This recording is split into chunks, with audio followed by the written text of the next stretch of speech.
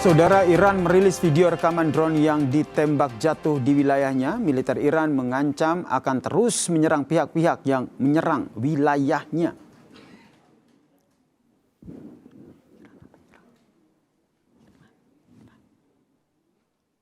Media Irak dan stasiun penyiaran internasional melaporkan sebuah drone AS ditembak jatuh. Pesawat tak berawak itu jatuh ke kompleks perumahan di Provinsi Anbar bagian barat.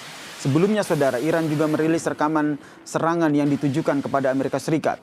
Militer Iran mengaku akan terus melakukan serangan balik kepada pihak-pihak yang bersekutu dengan AS.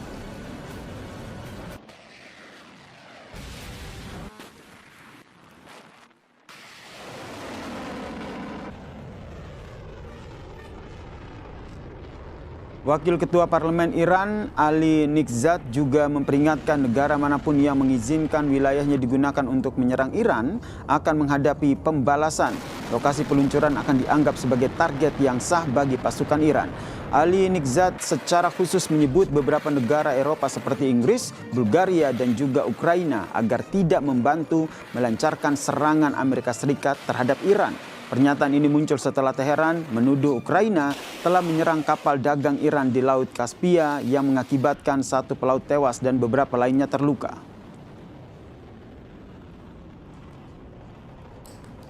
ما در طول سالیان گذشته هر گونه کارشکنی توسط دولت‌های اروپایی را تحمل کرده ایم. به این دولت‌ها و به ویژه دولت جدید انگلستان و به پارلمان و دولت بلغارستان و به دولت اوکراین هشدار می‌دهیم که خود را بازیچه دست امریکا نکنند و از ورود به ماجراجویی‌هایی که مربوط به آنها نیست خودداری کنند. جمهوری اسلامی ایران این حق قانونی خود را در دفاع از تمامیت ارضی خود همیشه به کار خواهد گرفت و هر نقطه‌ای که مبدأ تجاوز به کشورمان باشد قطعاً هدف مشروع نیروهای مسلح ما خواهد بود و اقدام نابخردانه دولت اوکراین بی جواب نخواهد ماند. Amerika Serikat Donald Trump mengatakan kepada wartawan bahwa Iran ingin berbicara soal negosiasi damai. Trump menjelaskan soal kelanjutan kesepakatan damai tidak ada seorang pun yang bisa mendiktenya mengenai apa yang harus dilakukan, termasuk Perdana Menteri Israel Benjamin Netanyahu. Dalam kesempatan yang sama, Trump juga membantah soal amunisi Amerika yang menipis jika konflik yang melibatkan AS dan sekutunya ini meluas. Are you concerned about depleted stockpiles if there is a broadening conflict in Iran? We have plenty. We have a lot of ammunition. Does Netanyahu want you to strike a deal on Iran, or does he want you to keep attacking? He's been fine. Bibi has been great. I'm not going to say it. He was a wartime prime minister. We did very well together. And if you look at Iran now, they're 8% of what they were 4 months ago. They're 8% of what they were 4 months ago. So we'll see how this all comes out.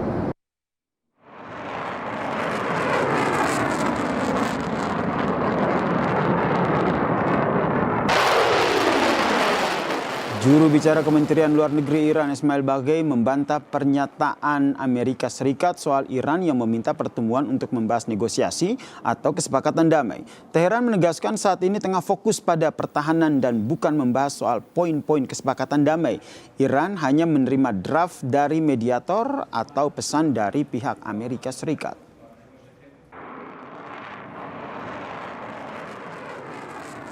Usai 2 pekan peperangan AS dan Iran, Amerika Serikat pun akhirnya menahan serangan, namun sejumlah serangan lain dilakukan sekutu AS, diantaranya Ukraina yang menembak kapal Iran. Apakah ancaman Iran soal konflik meluas sudah di depan mata? Kita bahas bersama dengan peneliti senior Indo-Pacific Strategic Intelligence, Mbak Fauzia G. Cempaka Timur. Selamat petang, Mbak Fauzia. Selamat petang, Mas Eser. Ini nampaknya kita dipertontonkan dengan argumen yang berbeda begitu. Kalau Trump mengatakan bahwa sebenarnya negosiasi terus dilakukan dan membantah bahwa amunisinya habis begitu. Di sisi lain Iran juga membantah bahwa sebenarnya tidak ada negosiasi begitu. Dan akan terus melakukan serangan jika serangan terus dilakukan. Jadi Anda membacanya akan dibawa kemana konflik antara Amerika Serikat dan Iran saat ini?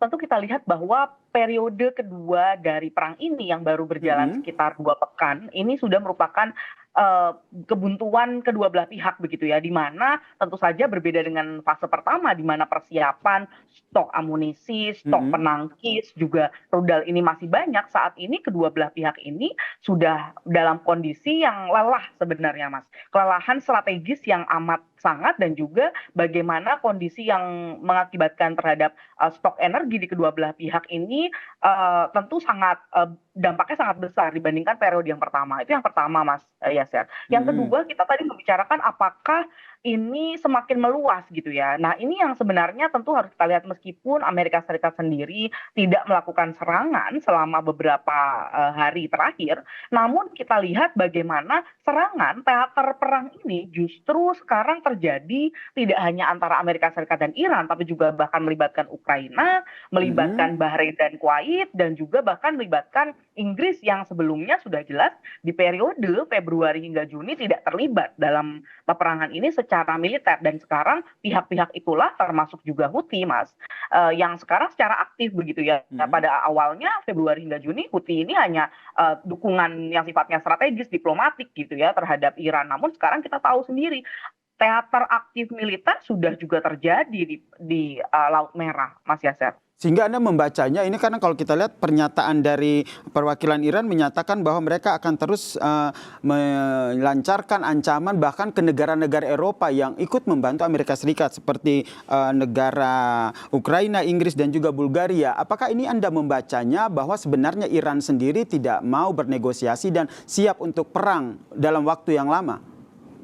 Tentu kalau kita bicara tentang kesiapan perang yang berlarut sifatnya, atau dalam secara teoritis kita sebut perang atrisi, tentu Iran memang sudah mempersiapkannya begitu. Dan bahkan mungkin salah satu keberhasilan Iran adalah jika perang ini tidak hanya melibatkan Amerika Serikat saja, tapi justru sifatnya adalah horizontal, yang artinya imposing cost atau beban perang ini nantinya akan dirasakan secara global. Dan tadi Mas menyebutkan beberapa negara begitu ya, yang memang saat ini kita tahu bahwa Perdana Menteri Inggris sendiri baru berganti begitu, dengan artinya kebijakan terhadap perang Iran ini juga telah menunjukkan perubahan begitu, di mana pesawat bomber Amerika Serikat ini boleh menggunakan landasan atau bahkan military base yang ada di Inggris begitu. Nah, ini juga peringatan-peringatan, bahkan salah satu serangan yang cukup signifikan begitu yang melibatkan Ukraine, yang artinya apa, Mas? Saat ini kalau kita bicara tentang Ukraina, kita juga tidak bisa melepaskan fakta bahwa saat ini Ukraina juga tengah berperang dengan Rusia. Dengan begitu, Rusia, yang betul.